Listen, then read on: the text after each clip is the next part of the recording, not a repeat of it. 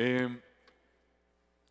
bueno, amados, hoy continuamos con un tema que iniciamos la semana pasada en relación a ninguno puede venir a mí, que va referido a ese pasaje. Nadie puede venir a mí a menos que el Padre lo traiga.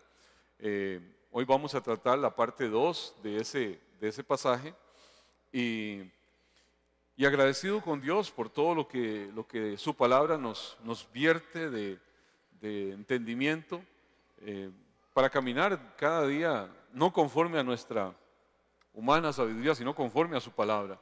Así que podemos ser ese pueblo que entiende por qué está usted aquí. Podemos decir, bueno, yo fui una persona muy recta y pienso que Dios vio eso y entonces al final de cuentas me llamó porque dice, ya, este se la merece. Amados, ninguno de nosotros se merece salvación. Todo movimiento nuestro hacia el Señor es por su gracia, por su gran amor, por su misericordia. Aquí el Señor empezó haciendo ver quién era Él a este grupo de judíos a los cuales le estaba predicando, y hizo ver que era el enviado del Padre al cual ellos debían seguir. Y les hace ver una verdad en este pasaje que es sumamente contundente en cuanto a quiénes son los que creen y quiénes son los que al final de cuentas son salvos en el día final. Confronta con una realidad que no es que Dios le prohíbe al ser humano o a algunos acercarse a Él y a otros se los permite. No, es un asunto de la prerrogativa al final de cuentas, de la pecaminosidad, de la rebeldía, del estar apartado, ajeno a la vida de Dios, de toda una humanidad caída, que nadie busca a Dios. Así que si en esto hay algún cambio en nuestras inclinaciones, en nuestras motivaciones, no obedece a mi humana naturaleza caída, obedece a alguien que actuó sobre eso y me acercó. Y es justamente con ese entendimiento que iniciamos este pasaje. Se los leo de vuelta, todo el pasaje completo. Aunque ya predicamos una parte, vamos a predicar la segunda parte. Es Juan capítulo 6, verso 41 al 50. Juan capítulo 6, verso 41 al 50, dice así. Murmuraban entonces de él los judíos, porque había dicho, yo soy el pan que descendió del cielo. Y decían, ¿no es este Jesús, el hijo de José, cuyo padre y madre nosotros conocemos? ¿Cómo pues dice este, del cielo he descendido? Jesús, ante esa posición de ellos, responde de una manera contundente, casi que como irónicamente, si se podría decir casi, no murmuren entre vosotros. O sea, no se anden con esta cosa. Ninguno puede venir a mí si el Padre que me envió no le trajere, y yo le resucitaré en el día postrero. Le está hablando algo contundente. Ustedes estarían atascados en su lodazal si no es que alguien les eche una empujadita para sacarlos de ese lodazal. Eso es lo que el Señor le está haciendo ver, y sigue diciendo, escrito está en los profetas, y serán todos enseñados por Dios. Así que todo aquel que oyó al Padre y aprendió de Él, viene a mí. No que alguno haya visto al Padre, sino aquel que vino de Dios, este ha visto al Padre. De cierto os digo, el que cree en mí, tiene vida eterna. Yo soy el pan de vida. Vuestros padres comieron el maná en el desierto y murieron. Este es el pan que descendió del cielo, para que el que de él come no muera. Yo soy el pan, no está en la presentación, pero es la parte del 51. Yo soy el pan vivo que descendió del cielo. Si alguno comiere de este pan, vivirá para siempre. Y el pan que yo daré es mi carne, la cual yo daré por la vida del mundo. Señor, ayúdanos a entender, a interiorizar tu palabra, Señor, y hacer que tu palabra, Señor, se haga vida, rema en nuestra vida, Señor, y que podamos ser ese pueblo que camina, Señor, cada día de su vida, como viendo al invisible, Señor. A pesar de todas mis limitantes, Señor, úsame como un canal, como un instrumento, Señor, que pueda verter tu palabra lo más ajustada, Señor, al propósito por el cual en este día es predicada, Señor. Dame lengua de sabio para hablar sabiamente. Danos a todos, Señor, oídos de sabio para escuchar con sabiduría. Y sobre todo, Señor, que nuestros corazones sean corazones mansos, que tiemblen, que se inclinen ante tu palabra, y puedas tú provocar todo aquello por lo cual la palabra ha sido entregada en este día, Señor, en el nombre de Cristo Jesús. Aquí vemos cómo en esa parte inicial esa gente comienza a murmurar, comienza en desacuerdos, porque él había dicho, yo soy el pan que descendió del cielo. Ellos decían, ¿acaso este hey, no es Jesús, acuérdese, nosotros lo conocemos, desde chamaco lo conocemos a su mamá, conocemos a su papá, y ahora ¿cómo puede decir él, descendí del cielo? Ante eso, el Señor viene y de esa manera contundente, como lo dije en un inicio, contesta, no se quejen, no estén murmurando, no están hablando, no hagan lo que Israel ha hecho toda su vida, no sigan con este cuestionar a Dios, porque eso es lo que pasa cuando no entendemos las cosas de Dios, empezamos a cuestionar a Dios y empezamos a hacer ver que Dios no está siendo realmente consecuente como debiera serlo. Y en nuestra limitada mente empezamos a encasillar a un Dios infinito.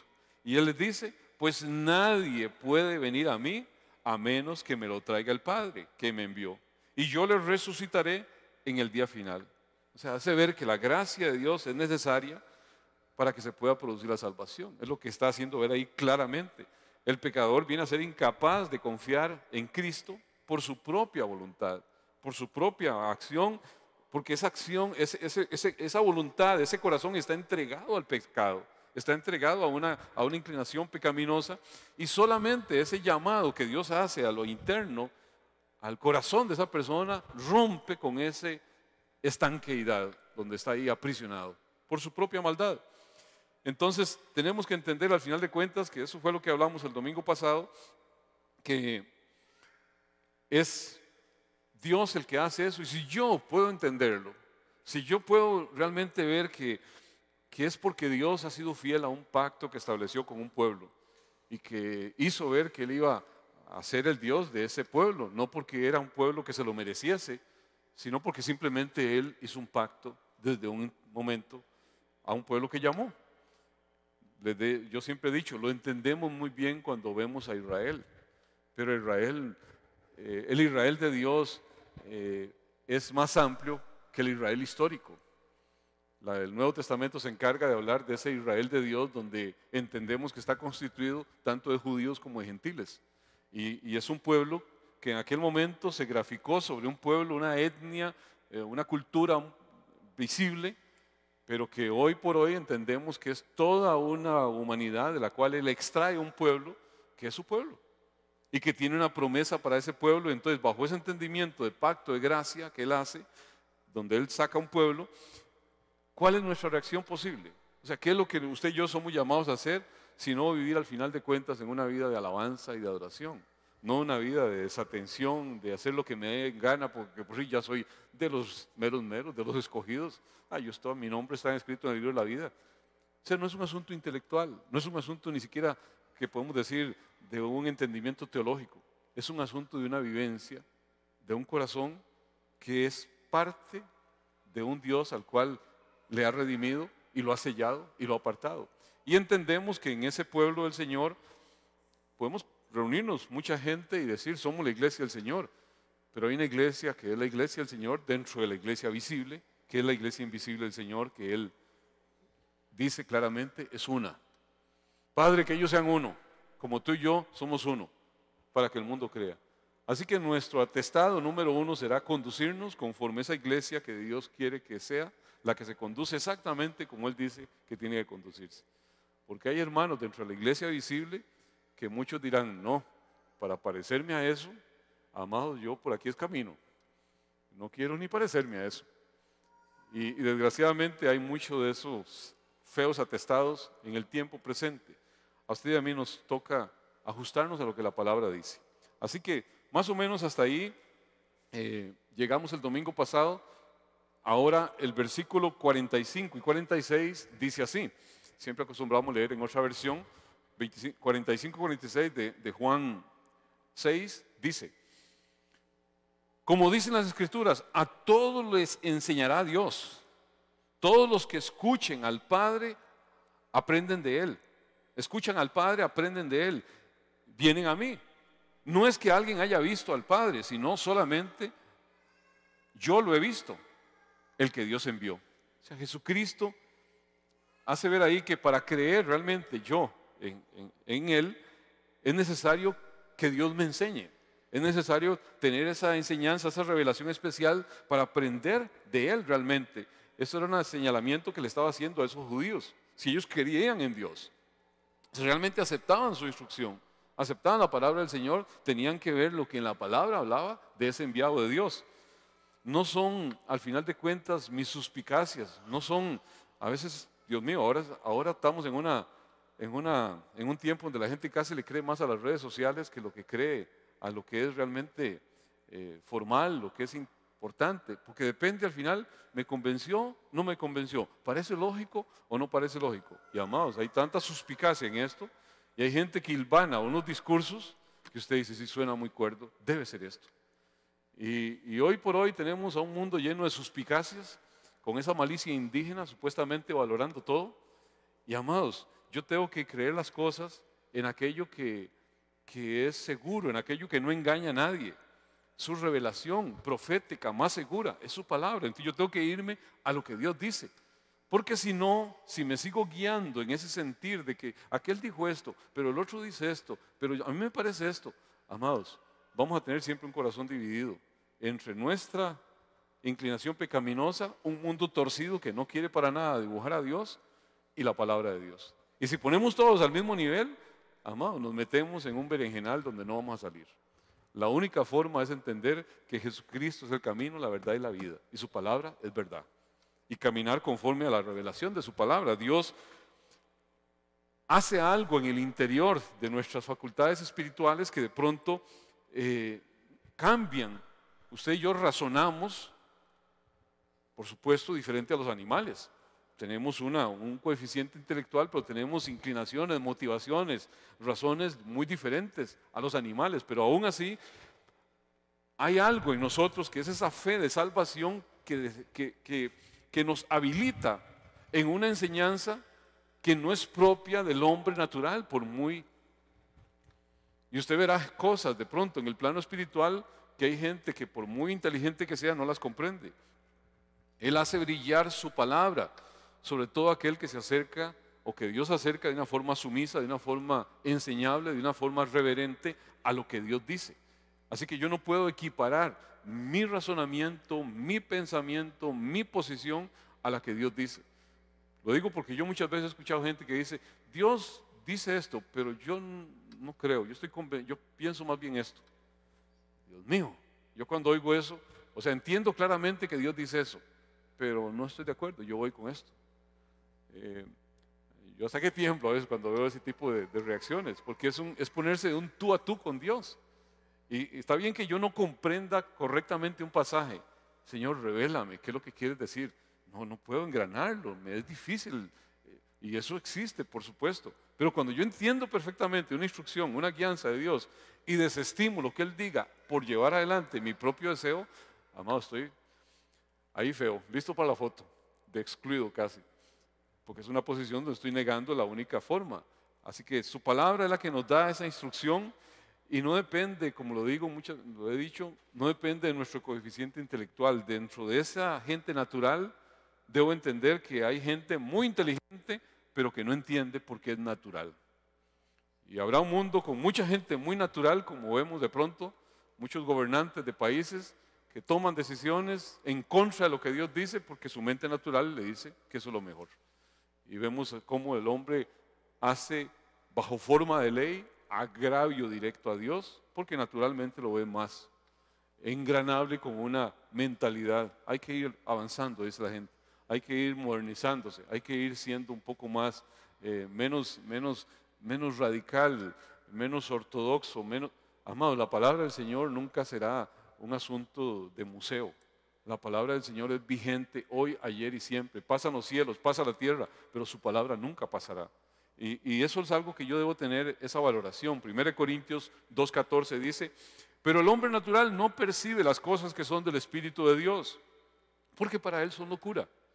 Y no las puede entender porque se han de discernir espiritualmente. O sea, hay un codificador espiritual que me permite entender las cosas espirituales, que es el Espíritu Santo, mediante la iluminación que Él da a la palabra del Señor.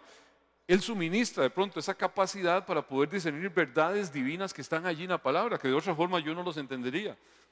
El Salmo 119:18 dice, abre mis ojos para que vea las verdades maravillosas que hay en tu palabra. Y qué hermoso es eso, cuando usted de pronto está leyendo la palabra y ¡guau! Como que se hubiera encontrado algo que nunca leyó, pero de pronto Dios la iluminó.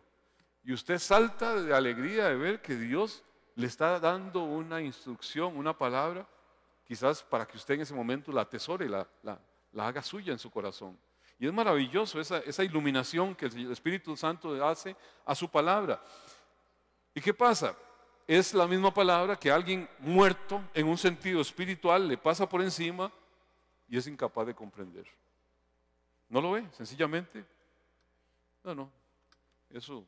Y es más, algunos que se inclinan muy aferradamente a lo que la palabra de Dios dice, no, es que usted es muy religioso. Y ahora el no ser religioso es ser muy flexible a que al final de cuentas dependa de lo que cada uno quiera ponerle de entendimiento. Y uno ve cada interpretación, Dios mío, que se le para el pelo a los que tienen el derecho de que se les pare. Pero no, usted dice, es algo terrible. Solo por el Espíritu Santo usted y yo podemos aprender las verdades de la palabra. Solo por Él podemos tener ese entendimiento por la fe que nos ha sido dado al creer en Jesucristo. Y en vano nosotros pretenderíamos como hombres avanzar en esto si no somos enseñados por Dios para poder creer en Jesucristo. O sea, todo lo que vino antes de Jesucristo preparó el momento para que yo creyera en aquel que debía venir. Eso fue lo que el Señor le hizo ver a los pueblos judíos, que una cosa estaba vinculada a la otra. Yo no puedo decir, yo amo, sigo y soy fiel a lo que Dios ha dicho, pero corto en Mateo y de aquí en adelante es otro Dios. Eso no existe, es un solo Dios que se ha revelado a lo largo de todos los tiempos. Al Padre ningún ser humano lo ha visto jamás, y la palabra nos hace ver cuál es la misión de Cristo Jesús. 1 Timoteo 6:16 dice, el único que tiene inmortalidad, que habita en luz inaccesible, a quien ninguno de los hombres ha visto ni puede ver, al cual sea la honra, el imperio siempre eterno. Amén. Está refiriéndose a esa deidad, al Dios invisible que es espíritu, que es por su razón de ser, por lo que Él es inalcanzable para todos los sentidos humanos, para cualquier pecador como usted y como yo. Es más, sin santidad nadie podrá ver a Dios. Entonces tenemos que entender que primeramente es espíritu. Nosotros en nuestra condición no le podemos ver. Y aún muertos, aunque estemos ya en una condición espiritual, tampoco le veremos, porque sin santidad nadie puede ver a Dios. O sea, solamente el que Dios da su espíritu y le permite tener ese acceso después de. Pero en esta condición no hay posibilidades. El que se manifiesta como tal es Jesucristo. Y es al que yo tengo que tener el entendimiento de que es al que dirige el Señor todos los reflectores. Todo hacia Él. ¿Para qué? Para iluminar los ojos del entendimiento y de la enseñanza de los hombres a través de lo que Él dice. El Padre de los Espíritus, por supuesto, tiene acceso al Espíritu, tiene acceso a ese espíritu humano, y es Él el que por su Espíritu Santo instruye a nuestro espíritu cuando yo he abierto mi corazón a Cristo Jesús. La palabra dice en 1 Corintios 12:11, porque ¿quién de los hombres sabe las cosas del hombre, sino el espíritu del hombre que está en él? No sé si están aprendiendo, yo creo que no. Así tampoco nadie conoció las cosas de Dios, sino el Espíritu de Dios. Leí 1 Corintios 2:11. Así que solamente por el Espíritu de Dios yo puedo conocer las cosas de Dios, por ese codificador que se llama Espíritu Santo de Dios. Así que yo puedo decir, Dios es mi Dios, Dios es mi Padre, porque su Espíritu da convicción a mi espíritu de que Él es mi Señor. Y no podría tenerlo de otra forma. No es un asunto intelectual, es un asunto mucho más profundo que la parte intelectual se queda corta para poder interpretar. Dios da una prerrogativa de que yo pueda aprender del Padre, puedo aprender necesariamente cuando he coincidido, cuando he entendido que Jesucristo es el Señor, es el enviado del Padre. Y su obra de redención es la que me da volver a engranar con las verdades divinas. Quienes son enseñados por Dios, al final de cuentas, podemos aprender, entender la verdad, son atraídos también por el Padre para recibir al Hijo. O sea, toda es una acción de Dios en el cual nos atrae, y ya con el Señor por decirlo así, tengo el codificador para poder conocer realmente todas aquellas cosas que son los misterios de Dios, que Cristo Jesús vino a destapar, por decirlo así, vino a revelar. Y ese pueblo que dijo seguir al Señor, hasta ese momento, si realmente entendió quién vino en ese momento, ok, su chip intelectual se le abrió para poder ver los misterios de Dios. Usted y yo quizás no vivimos todo ese proceso previo como lo vivió el pueblo judío, porque a nosotros se nos presenta Cristo de buenas a primeras, prácticamente es lo que hemos tenido como entendimiento en esta parte de la tierra, y entendemos que a través de Jesucristo pues ya tenemos toda una cosmovisión amplia de todo lo que es el plan de Dios. No sé si está en la palabra, Lucas 10:22 dice, la Nueva Traducción Viviente, mi Padre me ha confiado todo. Nadie conoce verdaderamente al Hijo excepto el Padre. Y nadie conoce verdaderamente al Padre excepto el Hijo. Y aquellos a quienes el Hijo decide revelarlo. Así que es un asunto mancomunado entre Padre e Hijo para que yo al final pueda entender que a Dios nadie le ha visto jamás. Pero el Hijo es el que lo da a conocer. Es lo que dice Juan 1:18. Es el Hijo el que al final de cuentas, que está en el seno del Padre, el que ha dado a conocer al Padre, el que ha dado a conocer sus propósitos. Juan con esto lo que quiere hacer ver es que Jesús es y hace lo mismo que el Padre es y hace. Al final de cuentas interpreta, aplica quién es y qué es. Quién es y qué hace Dios como una sola persona. No se está separando, sino que está viendo en esencia, mi Padre y yo somos uno. Y eso, amados, es algo con lo que hay un montón de grupos que no calzan.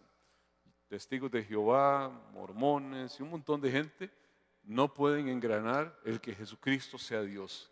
Tan el yo soy como el que se le presentó allá a Moisés en la montaña, como el que ha hablado a través de todos los tiempos, el que habló a Abraham. Y Jesús aquí quiere hacer ver, usted no tendría vida de ninguna forma si no se come esto. No puede pretender tener vida en usted si no se digiere esto, si no se lo come. ¿Por qué? Porque es Dios el que me lo está diciendo, tengo que comérmelo esto. No se trata de un asunto meramente externo, físico, como es el católico piensa y cree que me como la hostia y ya, soy un cristiano. No, es comerme la instrucción, es comerme toda la enseñanza, es entender qué es la revelación. Por eso entonces Él se define y aquí va a ampliar lo que es Jesús, pan de vida. Vean lo que dicen los siguientes versículos, con estos son los que termina esta parte, desde el 47 al 51, la Nueva Traducción Viviente dice así: les digo la verdad, todo el que cree tiene vida eterna. Sí, yo soy el pan de vida. Todo el que cree tiene vida eterna. Sí, yo soy el pan de vida. Analogía entre qué? Creer y el pan. Sus antepasados comieron el maná en el desierto, pero todos murieron. Sin embargo, el que coma el pan del cielo nunca morirá. Yo soy el pan vivo que descendió del cielo. Todo el que coma este pan vivirá para siempre. Y este pan que ofreceré para que el mundo viva es mi carne. Qué tremenda expresión. ¿Cómo es? Y ahí es donde se le hizo el cortocircuito a los judíos. ¿Cómo voy a comerme la carne? ¿Cómo me voy a comer esto? Más adelante vamos a encontrar cómo algunos dicen, esto está duro de tragar. Esto no baja así fácilmente, sino es con buena agüita. Y de pronto hay un rechazo. Quien cree en Jesucristo tiene la confianza de una vida eterna, es lo que está haciendo ver la palabra, y disfrutar realmente esa posesión de una vida desde ahora, desde ese momento. Aquí el Señor está personificándose a Él mismo como ese pan de vida y lo conecta ¿con qué? Con su carne. ¿Será que tengo que ir a darle un ñangazo ahí? Como una vez yo fui a una actividad donde decía, y yo tuve una visión, y yo me acerqué, y había estaba la cruz, y estaba la sangre, y manaba sangre, y yo me pegué con la boca ahí y hacía, y cada vez que yo succionaba, sentía algo en mi cuerpo que, Dios mío, y yo empecé a oír eso, y yo, este tiene un cruce de vampiro, quién sabe qué será la cosa. Pero amados, no es eso, no se trata de eso. No se trata de eso, no es lo que la palabra enseña. Pero de pronto cuando hay una tergiversación, y piensan que comerse la hostia es ya, usted es cristiano con eso, sin entender ni qué significa el pan venido del cielo, amados, totalmente desfasado, totalmente ajeno al consejo divino. Ese maná fue la provisión milagrosa que el Señor dio para sustentar la vida física de un pueblo, el pueblo israelita. Ese maná no pudo impartirles vida eterna. Sencillamente estaba diciéndoles, el Dios de los cielos vela por ustedes. El Dios de los cielos está con ustedes. El Dios de los cielos que les dio una promesa, va a cumplir su promesa y los va a llevar a la tierra prometida. ¿Cuántos pasaron? No les valió, no creyeron, todos se murieron. Esa muerte física es una figura y que yo tengo que entenderla. Ese pueblo es un microcosmos de todo el cosmos y yo no puedo dejar de ver el aspecto espiritual que está allí contenido. Aquí lo que está haciendo es una clara conexión entre comer con creer en Jesús para salvación. El único medio para que usted y yo como pecadores podamos ser rescatados de una muerte eterna es Cristo Jesús. Es el hacerlo nuestro. Juan 11:26 dice, y todo aquel que vive y cree en mí no morirá eternamente. ¿Crees esto? ¿Te lo cree? Yo lo creo porque Dios lo dice.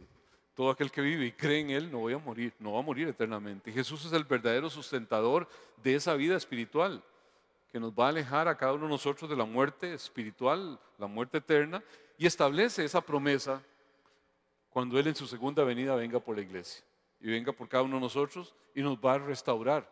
Hay una parte aquí que nos adhiere a esta tierra, que a veces pretendemos engolosinarla y pretendemos chinearla y pretendemos pensar que toda nuestra existencia de apego al Señor es para que esta carne se sienta muy complacida a este nivel, y esa es la desgracia de un evangelio que habla en función a los beneficios de la carne y no en función al beneficio espiritual que conlleva la obra de Cristo.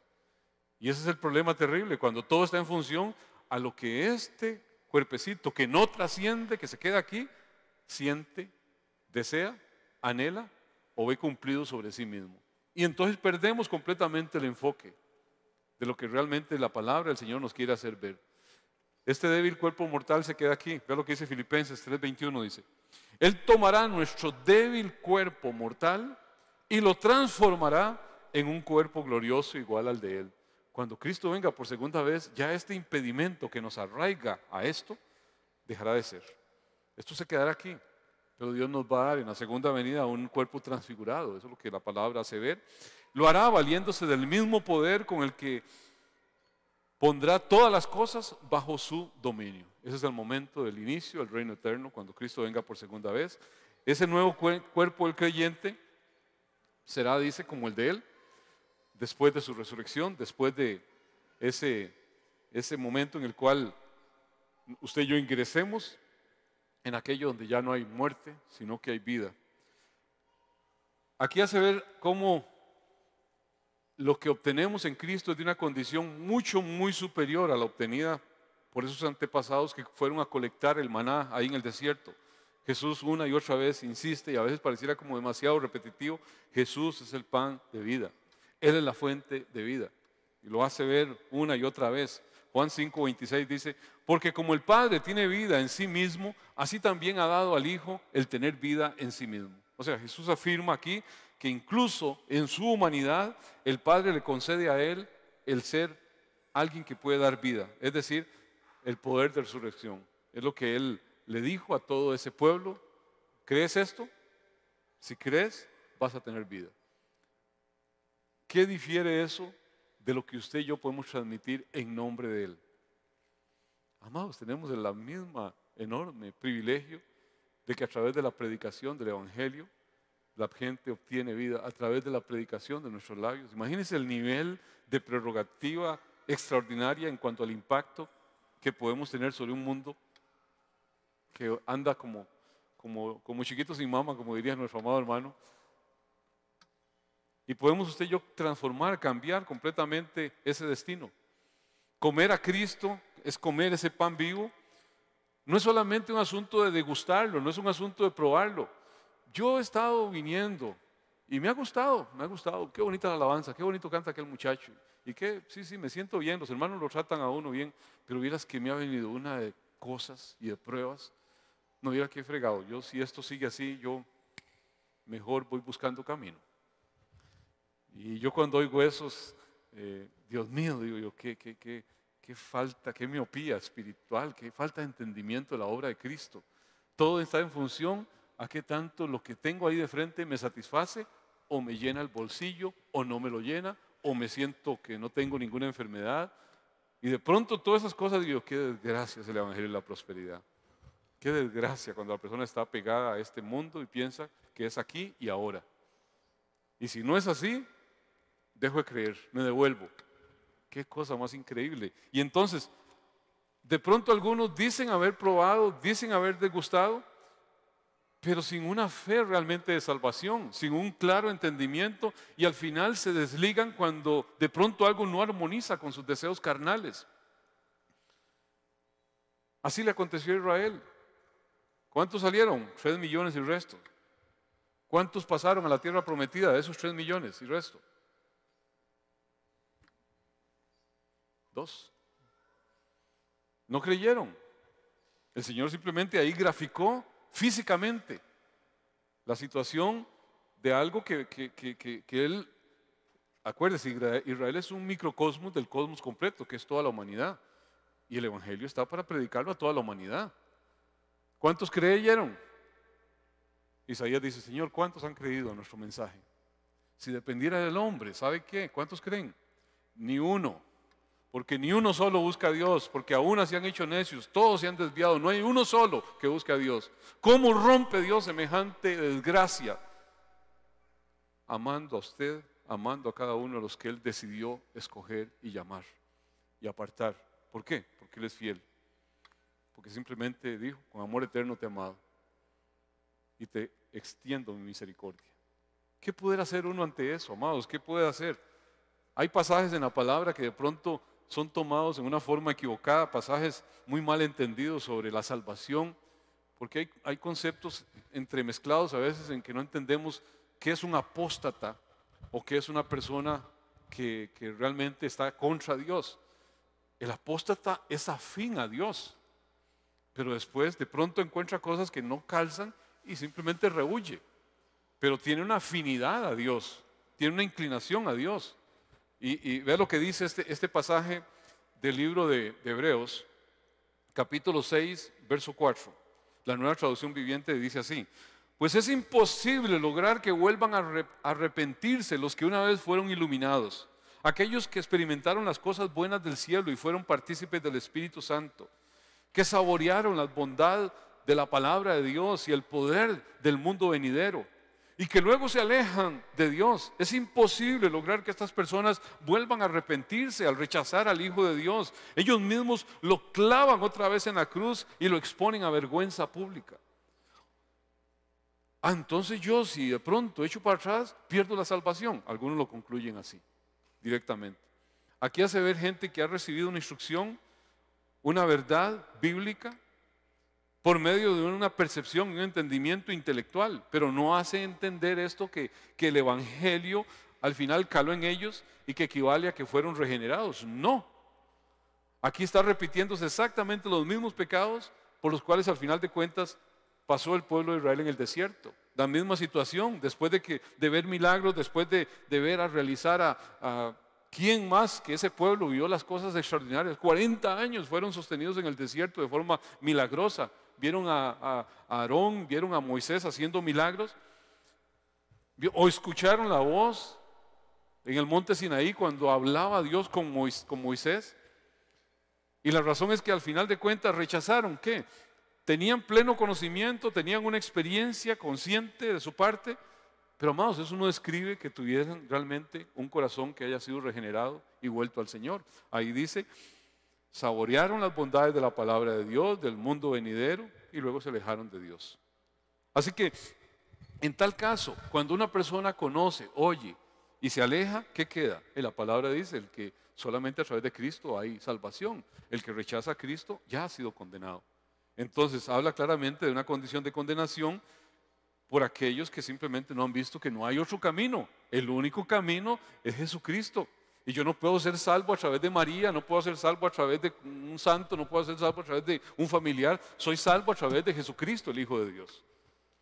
Por mucho que se lo quieran decorar o torcer al entendimiento de algunos sectores, es el único camino dado a los hombres, es el único nombre dado a los hombres a través del cual usted y yo podemos ser salvos. Y es lo que el Señor está haciendo ver. Él es el pan de vida. El que come ese pan es una persona que ha aceptado, se ha apropiado, que ha asimilado.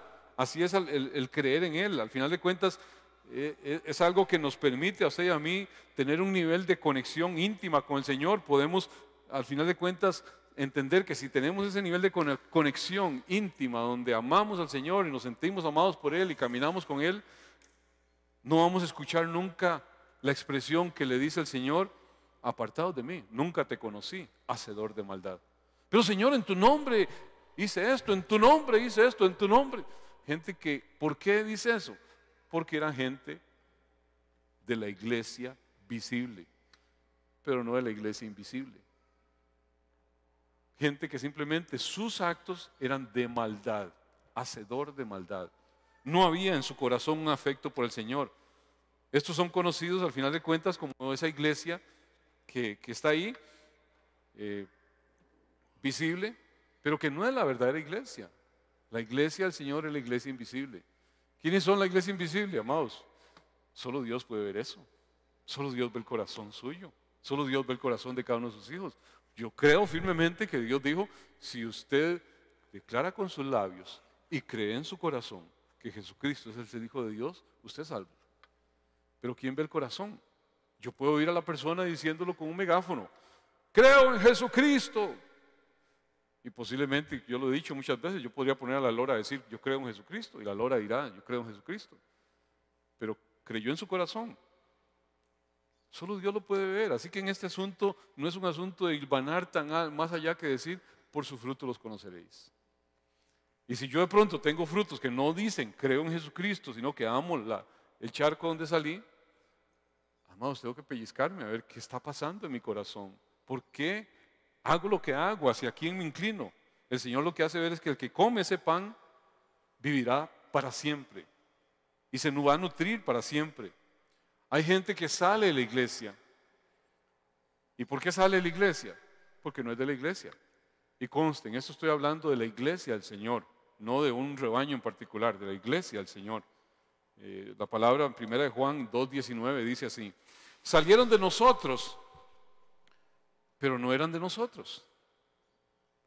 Porque si hubieran sido de nosotros, habrían permanecido con nosotros. Pero salieron para que se manifieste que no todos son de nosotros.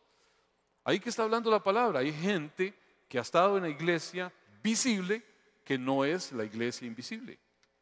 Y de pronto simplemente se va, y el versículo aquí lo que hace ver ese hincapié es que hay una perseverancia, hay una continuidad de aquellos santos que están en el Señor. Pero hay una verdad también, que el que es nacido de nuevo tiene una conducta, tiene una comunión, tiene una verdad adherida a su corazón que se convierte en algo que practica, en algo que vive. La prueba al final de ese cristianismo verdadero, ¿qué es? Resistencia. Aquellos que permanecen para siempre, aquellos que permanecen, aquellos que hacen la voluntad de Dios son los que permanecen. Dice la palabra: los que hacen la voluntad de Dios permanece para siempre. Hebreos 3:14 dice, la Nueva Versión Internacional: hemos llegado a tener parte con Cristo, con tal de que retengamos firme hasta el fin la confianza que tuvimos al principio. O sea, lo que está adherido al corazón, indeleblemente marcado, es una confianza firme, férrea, de quién me escogió, quién me llamó, por quién vivo.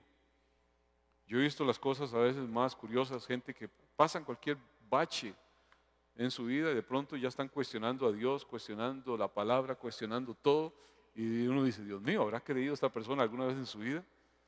Por supuesto que hay parte de la humanidad caída que está ahí siempre debatiéndose. Si no, lea el libro de Job y se va a encontrar cosas. Pero con todo y todo, Job no tuvo despropósitos de Dios en lo que expresó.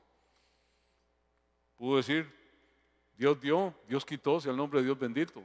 No lo entiendo, Señor, pero mejor no hubiera nacido yo.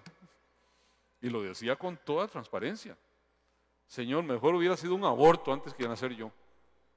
con toda transparencia, sintiéndose como lo más bajo de esta tierra, pero nunca con despropósito hacia el cielo, nunca señalando al cielo.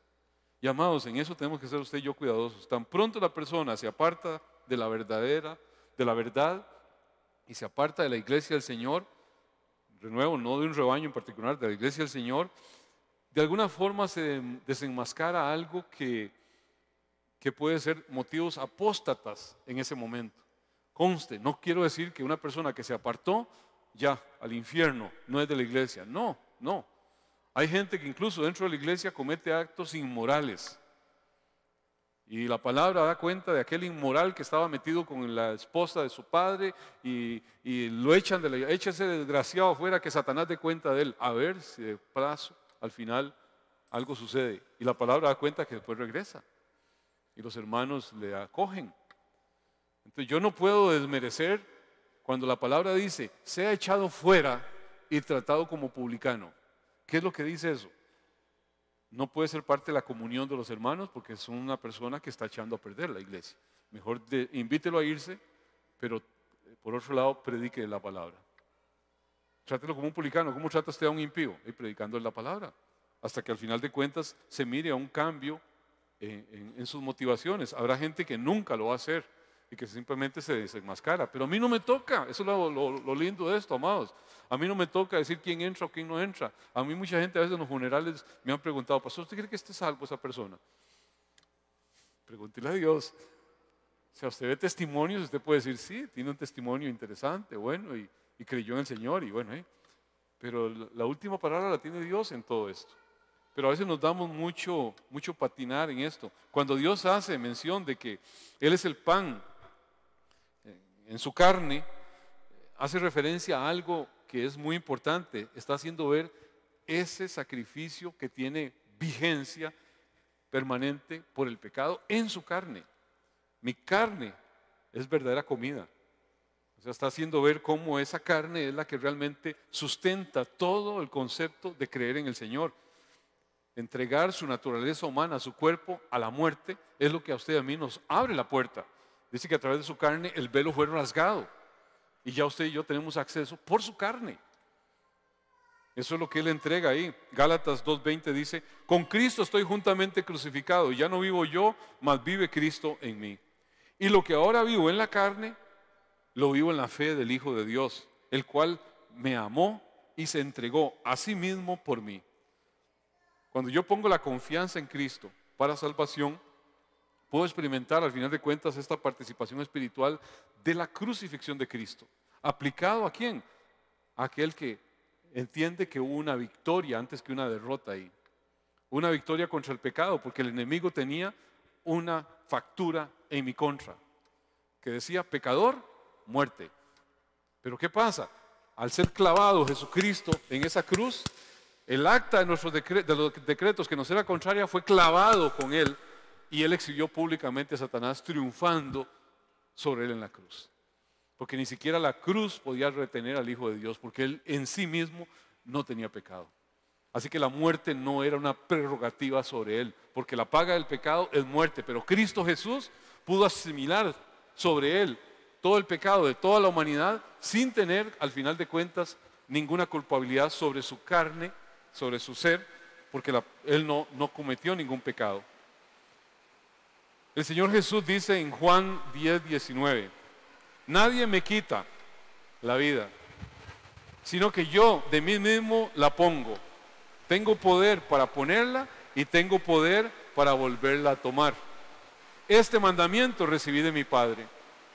O sea, su muerte y su resurrección trajeron al final de cuentas como resultado la glorificación, el derramamiento del Espíritu Santo por la entrega de ese cuerpo, de esa carne, que Él no tenía en su carne o en su condición pecado.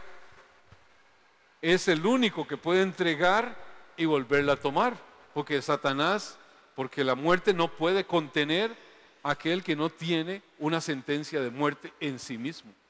Entonces, por eso es el único ser que puede entregarse por cada uno de nosotros. Por eso solamente Dios en esa encarnación es el que pudo salvarnos y rescatarnos. Su sacrificio expiatorio ahí en esa cruz representa al final y culmina todo lo que es la mayor humillación posible durante su permanencia en esta tierra, pero también la más grande gracia y misericordia y favor que usted y yo podemos dimensionar. Al final de cuentas, el pleno significado de llamarse a sí mismo carne es lo que permite que en esa carne pueda pagarse aquello que nuestras carnes mortales, pecaminosas, tenían ya sentencia. Pero somos liberados en Cristo Jesús. Hay un pasaje también que es medio malentendido, que es 1 de Pedro 2:24, cuando dice: quien llevó él mismo nuestros pecados en su cuerpo sobre el madero, para que nosotros, estando muertos a los pecados, vivamos para justicia, y por cuya herida fuiste sanados. Y de pronto la gente toma y ve, ahí lo que habla es de sanidad. Así que usted no puede estar enfermo, pellizquese, porque Cristo Jesús hizo algo para que usted no estuviera enfermo.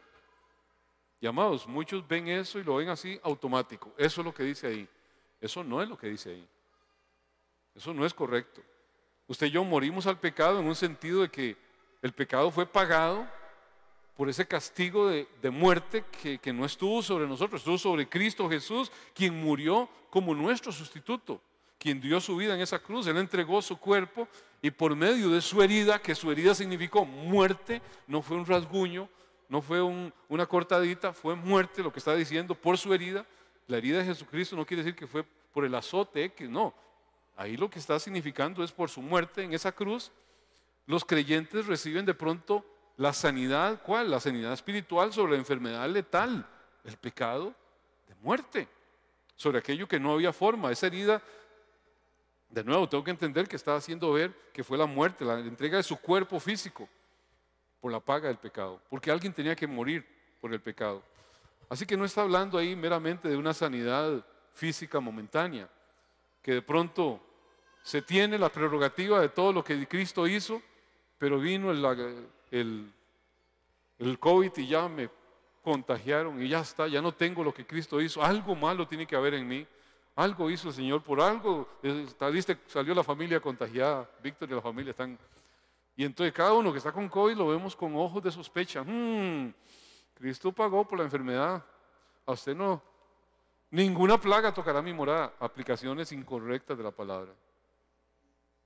Y lo aplicamos en un sentido físico, natural, aquí a este nivel. Y no es eso lo que está diciendo la palabra. Porque lo que Cristo da, nadie lo arrebata. Lo que el Señor nos concede, nadie lo quita. Y esa salvación nadie la puede arrebatar, porque a los que Él ha tomado, nadie los va a quitar de su mano. Y al que Él trae hacia Él, dice, Él no le echa fuera. Aquí estaríamos, mira, llegó la gripe de septiembre y de pronto el pueblo del Señor, algo pasó porque todo el mundo está con gripe. Y entonces, conforme las enfermedades van y vienen, así la persona está o no en armonía o no en armonía con Cristo. Eso por decir las gripes, que son algo que todo el mundo se contagia y que puede ser un cáncer, puede ser lo que sea. Y yo tengo que entender que al final de cuentas son cosas que Dios permite, para propósitos por supuesto de Él, pero es parte de esta humanidad caída, de la cual mi cuerpo carnal está expuesto. ¿Estamos claros en eso? Porque si no, al final no entendemos ese pasaje. Primera de Juan 2:2 dice: y Él es la propiciación por nuestros pecados, y no solamente por los nuestros, sino también por los de todo el mundo. El sacrificio de Jesús al final en esa cruz satisfizo la demanda que el Señor en su santidad hacía sobre la paga del pecado. La paga del pecado era muerte.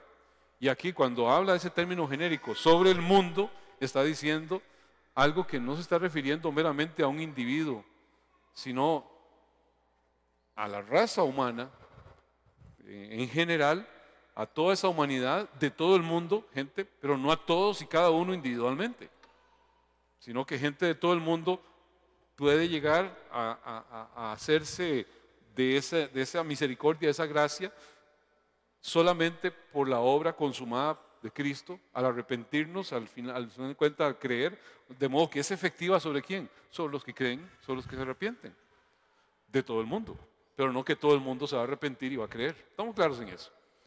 Cristo, al final de cuentas, creer en Cristo significa aceptar, significa apropiarse, significa asimilar a Cristo en su sacrificio Y si yo no miro esto al final de cuentas como algo que el Señor hace de forma totalmente voluntaria, totalmente predeterminada, al final pierde sentido mucho para nosotros lo que la cruz es. Y hay gente que de pronto no entiende por qué la cruz, por qué Cristo murió. Este pan que da vida al mundo vino a este mundo para perecer, para entregarse, para que yo al final pueda a través de él obtener aquella vida que no había forma, de ninguna forma de obtenerla. No morirán en el desierto, no nos quedaremos aquí. El pueblo de Israel pudo salir adelante, su condición física fue compensada por ese maná. Y lo que está haciendo ver esta palabra en alguna medida es, usted transita este mundo caído, pero si usted come este maná, no se va a quedar en el desierto. No va a perecer, sino que va a entrar en esa Caná celestial, sino que va a llegar y va a vivir no por un periodo, sino va a vivir eternamente. Hay que entender algo. No es lo mismo que existir para siempre, porque todos y cada uno de los seres humanos existirán para siempre, al final de cuentas, sea en el infierno, sea en el cielo. Pero aquí lo que está haciendo ver es que vamos a tener una vida en abundancia, una vida abundante, feliz, para siempre. Y eso es lo que nos da Cristo Jesús. Acuérdense que la palabra dice en Juan 10:10, el ladrón no vino sino a hurtar, a matar y a destruir. Pero yo he venido a que tengan vida y que la tengan en abundancia. Qué maravilloso es poder usted entenderse en ese cuidado, en esa armonía con Dios. De nuevo, cada vez que leemos la palabra hay que depurar qué quiere decir el Señor con eso. Y al pronto el Evangelio de la Prosperidad dice, ve, ¿qué es la vida abundante? Todo. Señor, ¿dónde están mis millones? Oí más bien a un predicador. ¿Dónde están mis millones que tienen los impíos? Pásemelos. Yo soy para tener una vida en abundancia. Amados, si de pronto conectamos esa abundancia con lo que esta carne llena de vicios, llena de inclinaciones, llena de un montón de cosas feas, pretende ser complacida a este nivel. Y no es que Dios no favorezca muchas cosas, pero cuando yo lo centro en eso, cada vez que esa supuesta abundancia deja de ser, Dios no está conmigo. Algo pasó, Dios no está cumpliendo lo que dice, y entonces empiezo a dudar de Dios y empiezo a dudar de la fe, pensando que tiene que ser algo que satisfaga repetidamente las pretensiones de mi carne, de mi condición caída humana. Y eso no es la vida abundante. La vida abundante está en función a satisfacer no la egolatría, no en función a esta carnalidad que está vinculada al mundo, está en función a aquello que realmente es abundante. Lo de aquí son riquezas pasajeras, pero lo que está en el lugar donde Dios nos ha llamado a existir es lo eterno, es lo verdadero, es lo que tiene sentido, es lo que realmente permanece para siempre. Aquí la polilla y el orín corrompen, pero hay un lugar donde no se da eso. Y entonces yo tengo que entenderlo en función a qué, no a la lógica, lo que dice la palabra. Nada más dos palabras así rápidamente. Proverbios 27:20 dice, así que la muerte y la destrucción nunca se sacian, el deseo del hombre nunca queda satisfecho. Póngale el sello del cielo. Nunca el hombre va a estar satisfecho. Si usted tiene X cantidad de millones hoy, le dan el doble y no está satisfecho. Le dan el triple y no está satisfecho. Siempre va a anhelar más. Y de pronto Pecos contra aquel Musk, no sé qué, porque de pronto aquel tiene 20,000 millones más que ese. Y no hay que hacer algo porque no puede ser que Amazon tenga más que X-Spice, no sé qué. Y entonces es ese debate a ver quién tiene más millones. Dios mío, viviendo 20 vidas, no gastarían ese dinero, pero es como una competencia. Y todo el mundo está en eso como si fuera lo más maravilloso. Dios mío, porque no se cansa el hombre, no se sacia el hombre de tener. Eclesiastés 1:8 dice, no importa cuánto veamos, nunca quedamos satisfechos. No importa cuánto oigamos, no nos tiene contentos. Siempre el hombre está buscando más y más. Así que la vida abundante nunca el ser humano la va a obtener aquí. Que Dios nos puede dar un buen vivir, alabado sea el Señor por eso. Pero la vida abundante a que la palabra se refiere es en nuestra condición eterna, es en nuestra condición delante de Dios. Aquí concluye toda esta sección con una de esas afirmaciones extraordinarias que hace la palabra sobre la deidad de Cristo. Cuando Él una y otra vez se manifiesta como el yo soy, afirma al final que ese yo soy interviene directamente en la salvación suya y mía. Y viene a ser una de esas expresiones que se dan muchas veces en el Evangelio de Juan. Si algo Juan se ocupa es de hacer ver quién es Cristo. Y lo hace ver, hay como 7 metáforas o símiles que el Señor hace. Yo soy la puerta, yo soy el camino, yo soy... y presenta una serie de expresiones que tienen un doble, por decirlo así, sentido. Está haciendo ver algo que abre el Señor, pero por otro lado está enfatizando, ¿quién lo hace? Yo soy. El nombre que es el nombre que define a Dios, que es el que con él al final de cuentas expresa su deidad, expresa que fue la deidad la que vino a satisfacer algo que el ser humano no podía satisfacer de ninguna otra forma, que el mundo caído no podía tener una esperanza que no fuera en su propio Creador, en aquel que le ha de redimir. ¿Por qué? Porque Él es la causa al final de todo, al final de cuentas, Él es el que le da sentido a todo, Él es el que permite que las cosas se den sin que Él cambie, porque Él es permanente, Él es quien es hoy, mañana y siempre, Él es perfecto, nada lo puede superar. Y entonces Cristo Jesús aquí usa esa expresión, yo soy el pan de vida. Yo soy el pan de vida. Y en este pasaje de Juan 6 lo dice 4 veces. Nada más se los recuerdo. Algunas ya las hemos hablado, pero se las recuerdo. Juan 6, 35, perdón. Jesús dijo, yo soy el pan de vida. El que viene a mí nunca tendrá hambre. Y el que en mí cree no tendrá sed jamás. Juan 6:41. Murmuraban entonces de él los judíos, porque había dicho, yo soy el pan que descendió del cielo. Juan 6:48. Yo soy el pan de vida. Y ahora, al final de este pasaje que estamos analizando, el versículo 51 dice, yo soy el pan vivo que descendió del cielo. Si alguno comiere de este pan, vivirá para siempre. Y el pan que yo daré es mi carne, la cual yo daré por la vida del mundo.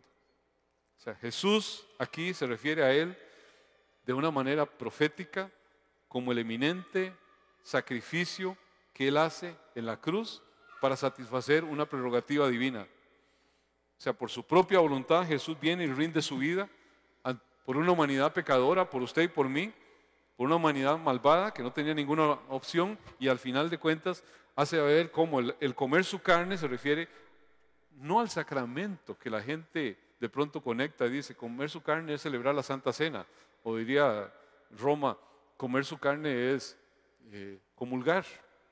Tanto así que en algunos momentos de la existencia del romanismo, no sé si todos vivimos el momento del platito aquí, y entonces si se caía una borona del cuerpo de Cristo, era una blasfemia, era un ultraje, era una cosa terrible. Es más, exigieron que el pan contenía todo, tanto la carne como la sangre, en su interpretación de transustanciación. ¿Por qué? Porque cuando tomaban el vino, algo del vino le quedaba en la barba, y no podían arrancarle la barba. Entonces, al final de cuentas, ¿qué hicieron? Simplemente no, en solo la hostia está contenido todo Cristo, la sangre y el cuerpo. Y entonces de pronto juntemos lo que cae, porque eso es sagrado, es Dios. Y, amados, no es eso lo que la palabra nos quiere hacer ver. No es eso lo que la palabra nos enseña. La palabra nos enseña claramente que yo debo comerme a Cristo en toda su instrucción, en mi entendimiento de quién es Él, a qué vino, por qué vino, que es lo que hemos hablado ampliamente. Entonces, el verdadero Cordero Pascual, ¿qué le dijo el Señor a Israel? Cogerás un cordero, lo matarás y pondrás su sangre sobre los dinteles de las puertas, y el ángel de la muerte pasará sobre esa casa y no la tocará. Ese cordero debe ser consumido completamente, no dejas nada, se lo come todo. Todos son figuras, amados, todos son figuras de que yo debo comerme plena, completamente, toda la instrucción de Cristo, todo lo que Cristo es. Pero de pronto, si no lo entiendo, se convierte en un montón de ritos religiosos sin conexión con el verdadero significado espiritual de por qué se hacen las cosas. Y entonces yo tengo que comerme realmente a ese Cordero Pascual, a Cristo Jesús integralmente. Yo no puedo decir, Señor, esta parte sí, pero aquella como que me da grura. yo me como esto aquí porque me bendice, pero es que aquello, Señor, mira que no lo engrano y no me cae muy bien. Y de pronto tenemos gente selectiva, le cree esto al Señor, pero aquello no se lo cree. Y se someten esto al Señor, pero en aquello no. ¿Por qué? Porque vive en función a su nutrición meramente carnal pervertida. Pero tenemos que hacer las cosas conforme a aquel que es el yo soy, dijo que tenía que hacerse.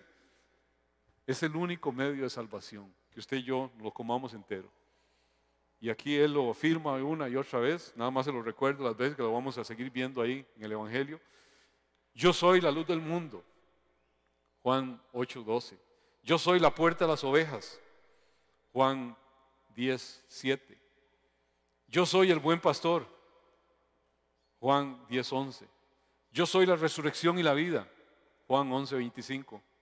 Yo soy el camino, la verdad y la vida, Juan 14:6. Yo soy la vid verdadera, Juan 15:1 y 5. En todos y cada uno, ¿qué está diciendo el Señor Jesús? Yo soy el que soy. Lo que es muy similar a lo que el Señor de pronto dice, tendré misericordia del que quiera tener misericordia. Él está expresando ahí, denota que su soberanía, su poder, su firmeza de llevar a cabo lo que al final de cuentas ha determinado llevar a cabo.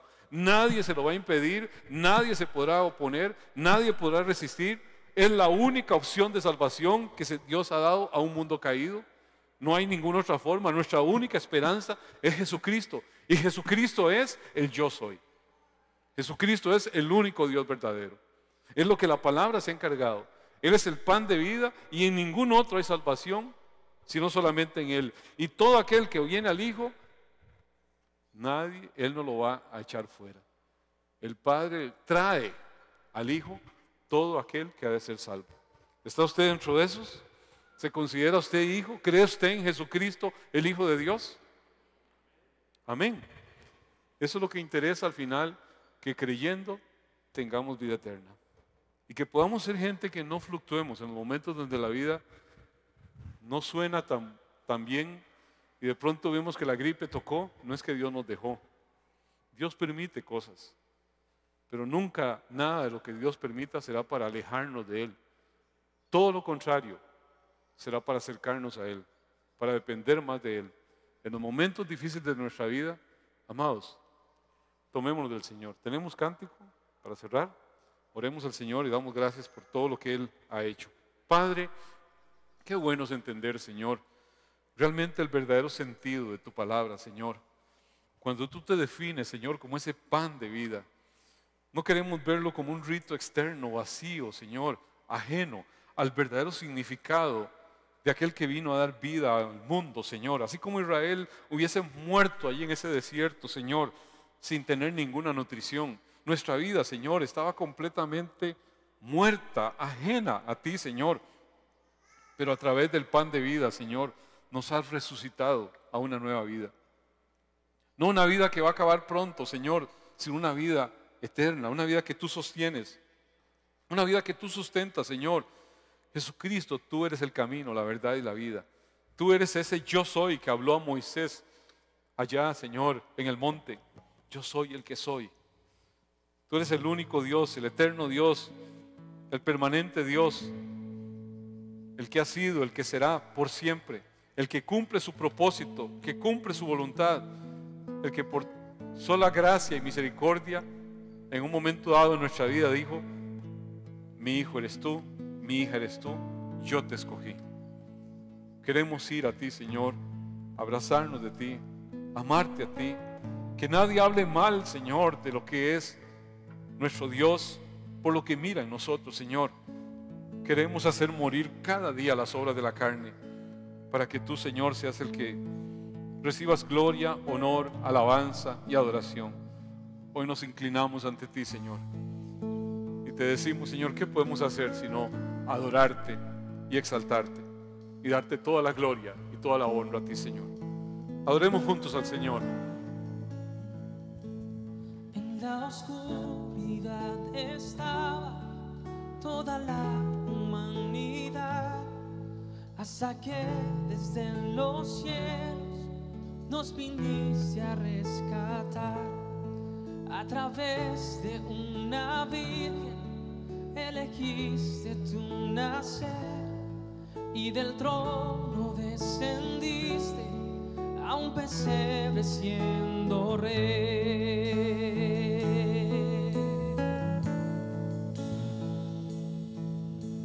Gloria al Padre nuestro Dios, gloria al Hijo el Salvador, gloria al Santo Espíritu, el Rey de Reyes, nadie como tú.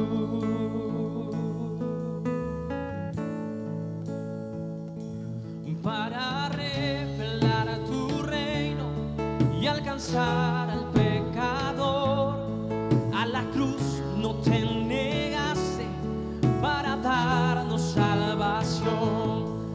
Aun en tu sufrimiento tú veías más allá, no pensaste en el precio, te entregaste en mi lugar.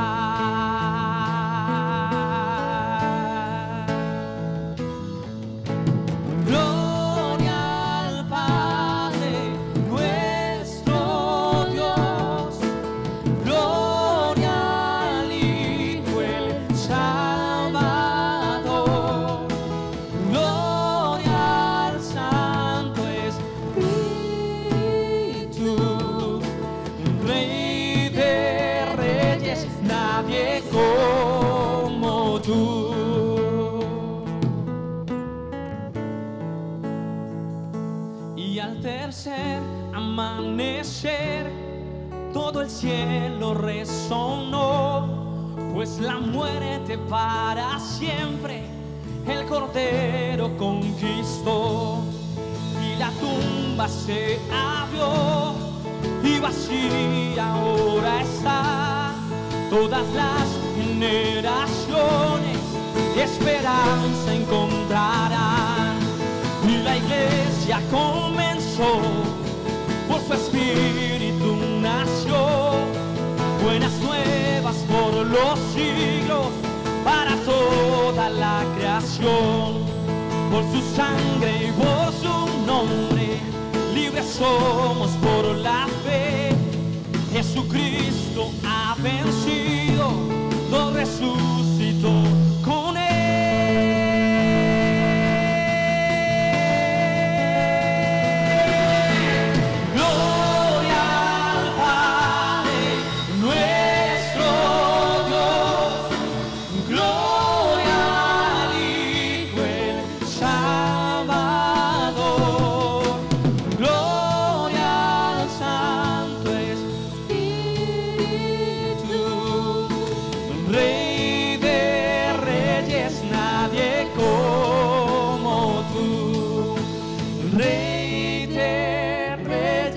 Nadie como tú.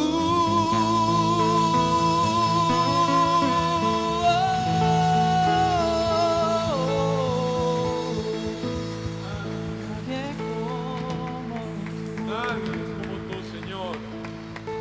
Jesucristo, tú eres el Rey de los Reyes.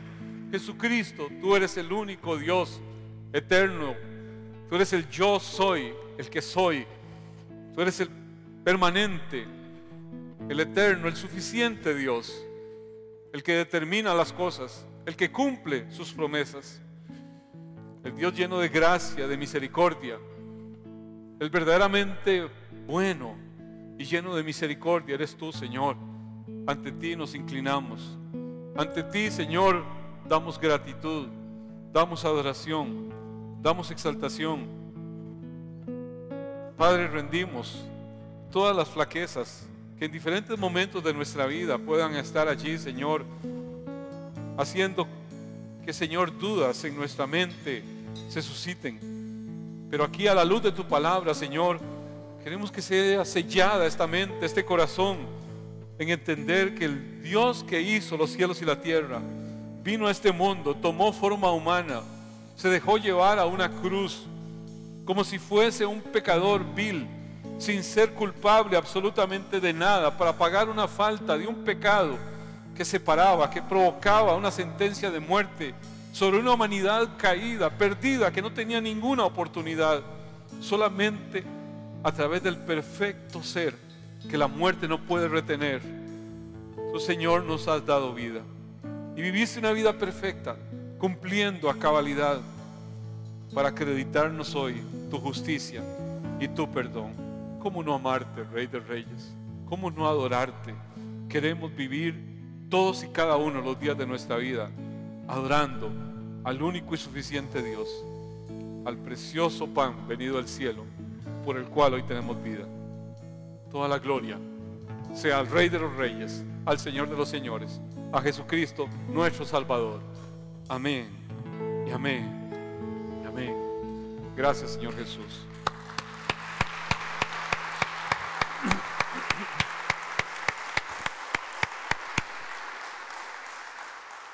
Amados, cuando la luz de su palabra nos ilumina y casi que nos encandila en momentos de predicación, en momentos donde nuestro espíritu está inclinado, no permitamos que esas tormentas oscuras, que esos días grises, gracias amados, excelente cántico, de pronto nos nublen esa verdad.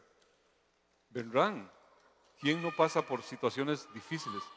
Pero para eso, usted y yo tenemos que nunca permitir el dejar de hacer lo que Dios nos llama a hacer, no dejar de congregarnos, el estar siempre consumiendo, rumiando su palabra, para que ninguna situación, por muy complicada que sea, nos vaya a apartar de aquel en el cual debemos confiar todos y cada uno de los días de nuestra vida. Amén. Bueno, ya salieron los niños, todos nos damos cuenta que ya salieron. Quisiera tomar un tiempo también para orar por algunas peticiones. Bueno, quisiera, Juan Carlos, Yanka, ¿estás cumpliendo años hoy? Ya aprovechemos nuestro ministro de alabanza, Yanka ha sido tan lindo en cuanto a, bueno, todos los hermanos, pero ha sido esos muchachos abnegados que ha estado ahí a tiempo y fuera de tiempo. Que Dios bendiga tu vida, Yanka, nos has bendecido mucho siempre. Y nos alegramos de un año más de vida. ¿Hay alguien más que está cumpliendo años? Solo vos, amado. Bendecimos a nuestro amado ministro de alabanza. Padre, qué bueno es tener el entendimiento, Dios, de que vivimos para la alabanza de tu gloria. Ahí, Yanka, desde su tierna edad, Señor, Giancarlo, tú lo apartaste, Señor, para un propósito y él ha sido consecuente con eso, Señor. Guarda su vida, guarda su corazón, que él en todo momento pueda tener la humildad, la sensibilidad, la inclinación en su corazón hacia quien hace lo que hace. Tú le has dotado de maravillosos dones, le has dado tremendas habilidades artísticas, Señor, y oramos para que él sea mucho más cada día, Señor, suplido por lo que del cielo mana, Señor, y pueda convertirse siempre en ese instrumento en tus manos para dar la perfecta tonalidad a la melodía que te adora a ti. Un corazón que te ama, un corazón que se rinde ante ti. Hoy lo bendecimos y oramos para que la abundancia tuya sea sobre él cada día de su vida. En el nombre de Cristo Jesús, amén y amén. Te amamos mucho, Yanka. Dios te bendiga.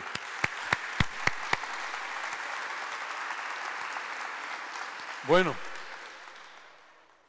pedimos también, oremos, me piden oración por Anjuri y Anita, por fortaleza y paz. Nos pidieron oración por Edith Alvarado, que está en un proceso ahí de quimio y demás. De Anita Barca también ha estado en un proceso bien difícil también. Bueno, seguimos orando por el papá de Fabio. Y de todos los que de alguna forma estén ahí con alguna afectación en su salud, yo creo que el Señor es el mismo ayer, ahora y siempre, y Él tiene la prerrogativa divina. A mí lo que me toca es clamar. Dios podrá cumplir un propósito X. Yo no puedo delimitar a Dios y decir, es que si sucede esto, Dios o yo, si no sucede esto, no. Hay propósitos en todo. Así que Dios cumpla su precioso propósito y voluntad en la vida de cada una de esas personas y que al final Dios reciba gloria y que afirme los corazones de todo el que pueda estar pasando una situación difícil. Amén. Padre precioso, Señor, ¿qué nos puede separar de tu gran amor? Enfermedad, tribulación, angustia, persecución, hambre, desnudez. Señor, tu palabra hace ver que nada, absolutamente nada nos puede separar del amor de Dios que es en Cristo Jesús, Señor nuestro. Así que, Señor, clamamos para que esa confianza primeramente esté en los corazones de todos los que están pasando una prueba de enfermedad, Señor. Que puedan estar allí asidos de ti, Señor, confiados firmemente que eres suficiente para sacarlos de esa situación o también, Señor, para recibirlos en tu morada eterna. No queremos con esto, Señor, determinar, decir, Señor, ¿qué debes hacer? Tú sabes qué haces, por qué lo haces, para qué lo haces. Pero creemos firmemente, Señor, que en ti hay respuestas y clamamos para que la respuesta primeramente sea sobre esos corazones, sobre sus vidas. Y, Señor, que hagas lo que más honra y gloria dé a tu santo y bendito nombre, Señor. Que sea exaltado tu nombre, Señor, a través de lo que tú haces en la vida de estas personas que hemos mencionado, Señor. Clamamos al Dios de la vida, clamamos a aquel por el cual existimos y hacia quien partimos. Clamamos para que tú, Señor, te glorifiques una vez más, como lo has hecho, Señor, en el pasado, que lo hagas una vez más sobre la vida de estos amados y amadas tuyas y nuestros, Señor. Padre, te lo pedimos en el nombre de Jesucristo, tu Hijo, nuestro Señor, y te damos honor, honra y gloria. Amén y amén. Bueno, de nuevo, siempre no termino yo de decir, no podemos soltarnos a decir ahora sí, de happy hour, todo el mundo va a vivir libre de cualquier previsión hasta que eso se acabe, no se acaba. Y entonces estemos siempre, en la medida de lo posible, lo más sensatos. Yo sé que ahora, esta semana, se suscitaron una serie de interpretaciones. Ahora hay toda una dinámica sobre la vacuna, resulta que es la marca de la bestia y un montón de cosas, y entonces yo no les voy a decir vacúnense o no se vacunen. Eso cada uno tendrá que tomar la decisión. Pero de pronto dijeron que iban a pedir el QR, y entonces que para venir a la iglesia tenían que presentar el QR para poder entrar. En realidad fue tal vez un mal manejo de la información, porque el tema es, la iglesia sigue operando igual, normal, sigue operando igual, no hay cambios de nada, pero hay mega iglesias, hay iglesias que congregan 8,000 personas en Costa Rica, y entonces lo que dijeron fue, ok, iglesias que sobrepasen esa cantidad de 500, que es lo permitido ahorita, y quieran meter 3,000, 4,000 personas, deben hacer lo mismo que se está pidiendo para cualquier evento masivo. Y eso fue lo que se dijo. Entonces, no es que todas las iglesias y cada uno de los que venimos a iglesia tenemos que venir Yo me sentiría horrible pensar en que tengo que estar ahí casi que viendo el pase de entrada. La iglesia pues debe admitir a todo el que viene.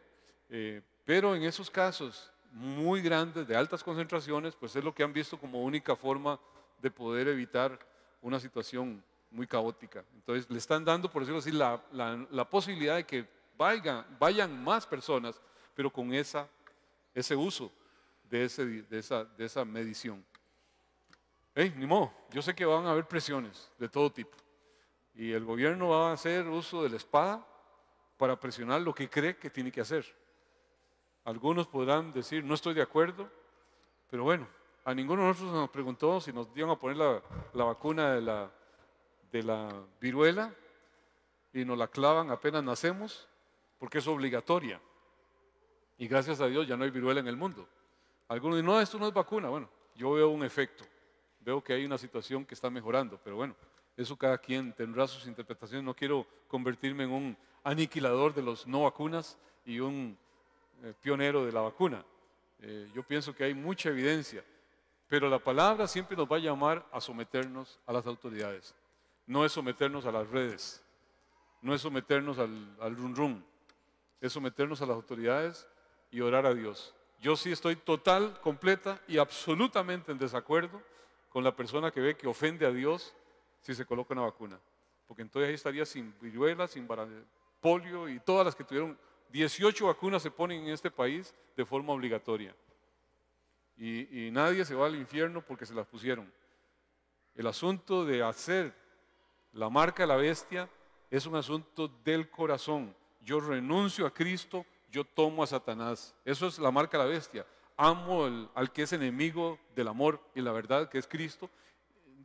Me desligo de él y amo a ese otro. La marca de la bestia es un asunto no de que me metieron algo sin darme cuenta.